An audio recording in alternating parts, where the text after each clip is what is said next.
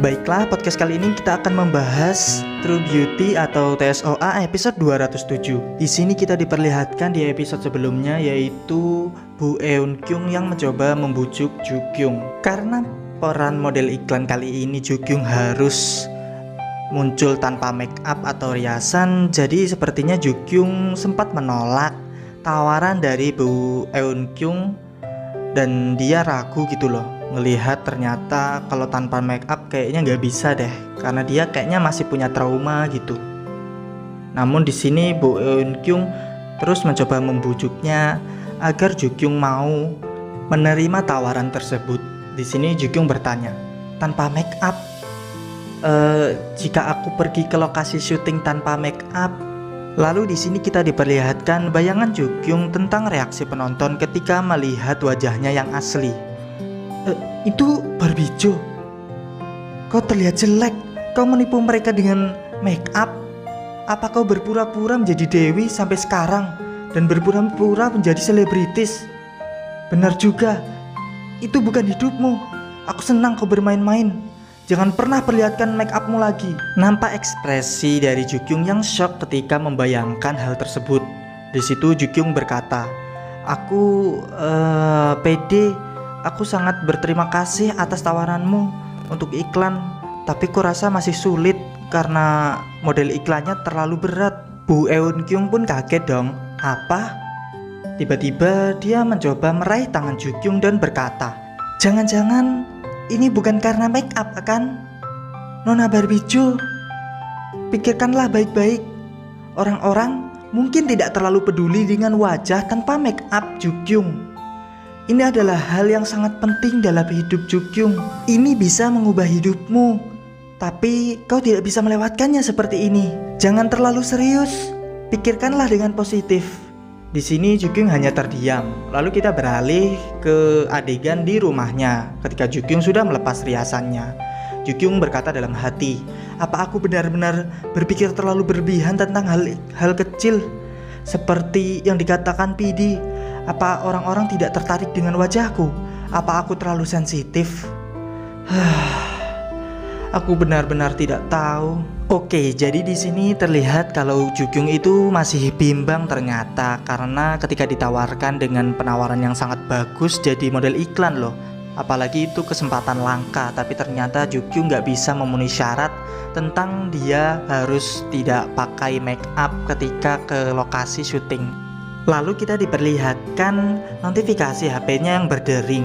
Lalu Ju Kyung pun mengecek HP-nya dan mendapati terdapat iklan, yaitu pesan khusus untuk VVIP. Ternyata iklan tersebut berisi tentang figur kucing yang horor, dan di sini Ju Kyung sangat menginginkannya. Dan karena barangnya sudah datang di Korea, dia berniat untuk mengantri di lokasi. Nah, di panel selanjutnya kita juga diperlihatkan lokasi tempat di mana si figur kucing horor tersebut dijual. Di sana banyak banget orang ngantri, termasuk Ju Kyung yang asyik mencoba mengantri di sana. Tiba-tiba beberapa orang yang lewat berkata, "Hei, lihat itu." Oh, mereka berkumpul di sini. Kau mau mengantri dan membeli yang seperti itu? Kalau itu aku akan membeli baju atau kosmetik dengan uang itu. Mereka menghabiskan banyak uang untuk menghias diri mereka sendiri. Mendengar hal itu membuat Ju Kyung kesal, lalu ia berkata, manusia macam apa itu? Apa masalahnya dengan mereka yang mengatakan aku akan menggunakan uangku untuk mendapatkannya? Omong-omong, aku tidak peduli.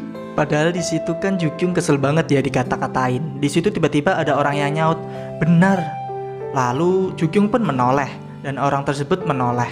Iya, ucap mereka berdua. Ternyata orang yang di samping Ju Kyung adalah Sung Ho. Lalu Ju Kyung pun berkata, aku tidak percaya kau juga penggemar kucing horor. Bagaimana kau bisa tahu?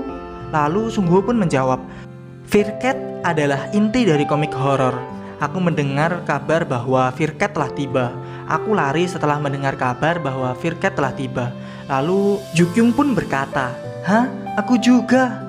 Ngomong-ngomong, aku tak percaya kau menyukai kucing horor dan band ABCD. Kau dan seleraku sangat cocok sekali. Lalu Ju Kyung berkata, ya, Aku merasa seperti ada adik yang hilang. Itu membuatku berpikir, sebenarnya adikku bukan Lim Ju-yong kan? Di sini si Sung Ho berkata, dulu aku sering diejek oleh anak-anak karena menonton ini, jadi aku menontonnya diam-diam. Sekarang aku merasa aman karena aku punya kakak perempuan. Nah, di sini Jukyung berkata dalam hati, jika Sung Ho, bukankah dia akan mengerti perasaanku? Lalu Jukyung berkata pada Sung Ho, Sung Ho, apakah kau berencana untuk mengungkapkan wajah aslimu? Tanya Jukyung. Lalu Sung Ho pun kaget dong. Ia pun berkata, apa? Sama sekali tidak akan. Apa kau sudah gila? Di situ Sung Ho pun berkata lagi, hanya membayangkannya saja. Di situ Jukyung menjawab, benar kan? Tentu saja itu menakutkan kan? Mendengar hal itu, Sung Ho pun bertanya pada Jukyung, kenapa? Ada yang mau kau tunjukkan? Lalu kita beralih adegan di mana Jukyung dan Sung Ho berada di sebuah kafe. Di situ mereka memesan sebuah makanan yang tampak lezat. Lalu Jukyung menceritakan pengalamannya yang di kantor kepada Sung Ho, dan dia juga menceritakan kesulitannya pada Sung Ho. Di situ Sung Ho sepertinya tampak mendukung Jukyung. Namun sepertinya Jukyung masih ragu antara menerima atau enggak. Wah, luar biasa, itu luar biasa, ucap Sung Ho. Dan di situ Sung Ho berkata, tapi kau melakukannya dengan baik. Aku tidak percaya hal-hal seperti menjaga rahasia. Aku dengar para selebriti selalu mengatakan hal-hal seperti itu. Di sini Jukyung mencoba meyakinkan dirinya sendiri dong. Di sini Jukyung takut banget menyia-nyiakan hal tersebut. Di situ Sung Ho malah bilang tidak apa-apa. Kita hanya harus bekerja keras di YouTube karena kita hanya perlu menghasilkan uang. Namun di sini Jukyung hanya saja mungkin seharusnya aku melakukannya, ucap Jukyung. Di situ Sung Ho berkata, aku pikir aku sudah mengatasi semuanya, tapi aku merasa sedikit bersalah karena aku terjebak dalam masalah tanpa make up. Aku merasa hanya aku yang terikat dengan masa lalu. Di sini kita juga diperlihatkan masa lalu Sung Ho yang menyedihkan karena banyak banget orang yang membuli bahkan memarahinya, termasuk teman dan guru-gurunya gitu. Lalu Sung Ho berkata, seiring berjalannya waktu aku lupa, itu yang kupikirkan, bagaimana aku bisa melupakannya dengan sempurna. Sejujurnya aku sangat lelah karena diejek tanpa make up, jadi aku memikirkan banyak hal buruk. Aku bisa mengatasinya dengan make up. Semua orang bisa mengatakannya dengan mudah karena bukan orang yang bersangkutan. Tapi kak, banyak orang yang mendukungmu. Aku putus asa dengan orang tuaku karena riasanku. Tapi apakah itu semua penting? Sebenarnya banyak pengalaman menyedihkan yang dialami Sung Ho. Namun di sini Sung Ho tetap tegar. Di situ Jukyung iba dong. Sung Ho. Lalu si Sung Ho berkata, suasananya jadi aneh. Tidak apa-apa, saat aku sangat lelah, nenekku menghiburku. Bagaimanapun, PD itu mungkin mengatakan ini karena memikirkanmu, tapi hanya orang-orang yang pernah mengalami penderitaan seperti ini yang tahu. Ucap Sung Ho yang memberikan semangat kepada Jukyung. Di situ Jukyung berterima kasih dong.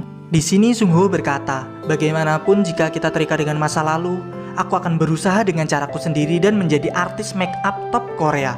Di sini Jukyung berkata dalam hati, artis make up. Nah, di sini Jukyung inget tuh. Beberapa yang lalu pas bikin dokumenter dia sempat berkata kalau 10 tahun mendatang dia ingin menjadi artis make up seperti Selena. Lalu karena mengingat hal itu Jukyung pun berkata, aku juga akan menjadi artis riasan top. Lalu si Sung Ho ini berkata, peringkat pertama adalah aku, kakak peringkat yang kedua ya. Lalu Jukyung pun membantah, hei tidak ada yang seperti itu, peringkat pertama adalah aku. Di sini Jukyung menjawab, iya, kamu yang pertama. Akhirnya mereka berdua bercanda tawa. Adegan pun beralih ke suatu tempat, yaitu di sekitar rambu lalu lintas, berarti ini di jalan ya. Di situ ternyata di dalam mobil Sojun sedang menonton dokumenternya sendiri.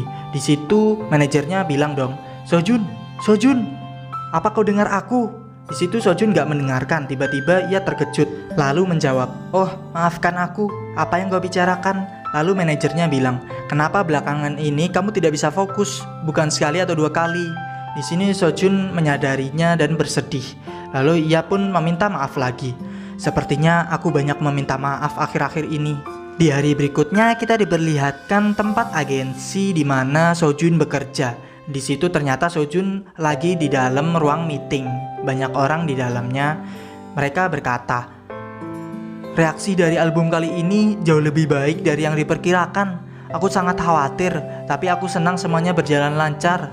Lalu yang lain menyahut, reaksi dokumenternya juga sangat bagus. Sepertinya lebih baik mempersiapkan promosi berikutnya tanpa ada jeda.